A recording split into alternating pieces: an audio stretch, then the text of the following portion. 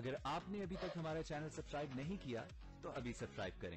اور bell icon کو click کر کے ہماری لیٹسٹ ویڈیوز کے بارے میں اپڈیٹ۔ السلام علیکم، ہمارے چینل میں خوش آمدید۔ قیامت گاہ میں کا اگلے ایپیسوڈ کا پرومو آ چکا ہے، جس میں سمرہ امید سے ہوتی ہے، جس کی وجہ سے سارے راشد کو سمجھاتے رہتے ہیں اب تو تم پری جی سے ملنا چھوڑ دو، اب تو تم باپ بننے والے ہو، تمہیں یہ ساری حرکتیں چھوڑ دینی چاہیے ہیں۔ اس کی بیوی بھی اسے سمجھاتی ہے لیکن وہ کسی کی بھی نہیں سنتا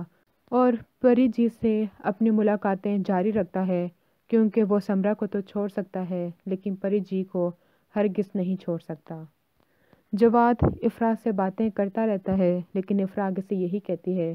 مجھے آپ بھول جائیں، کیونکہ جہاں پہ میری بہن کا خیال نہیں رکھا جاتا میں وہاں پہ نہیں آؤں گی، جس کی وجہ سے جواد جا کے اپنے بھائی سے لڑتا ہے، آپ کیوں ایسے حرکتیں کرتے ہیں، کیوں سب کچھ برے کام چھوڑ نہیں دیتے؟ تو آگے سے یہی کہتا ہے، تو چھوٹا ہے تو چھوٹا ہی رہے، مجھ سے بڑا بننے کی ضرورت نہیں ہے اور میرا جو دل چاہے گا میں وہی کروں گا۔ خود تو پری جی سے ملتا رہتا ہے لیکن جب غلطی سے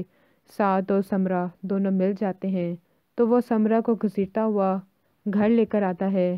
کہ پتہ نہیں یہ باہر کیا کرتی پھر رہی ہے، کوئی اس پہ نظر بھی نہیں رکھتا، اپنے پرانے عاشق سے ملنے گئی تھی، وہ صفائیاں دیتی رہتی ہے کہ ایسا کچھ بھی نہیں ہوا، جیسا انہوں نے دیکھا ہے ایسا کچھ بھی نہیں ہوا، لیکن کوئی بھی اس کی بات نہیں سنتا اور راشد اس کو تھپڑ مارنے ہی لگتا ہے کہ سمرہ بے ہوش ہو کے گر جاتی ہے، اس کی حالت بگڑ جاتی ہے، اس کو ہسپتال لے کر جاتے ہیں،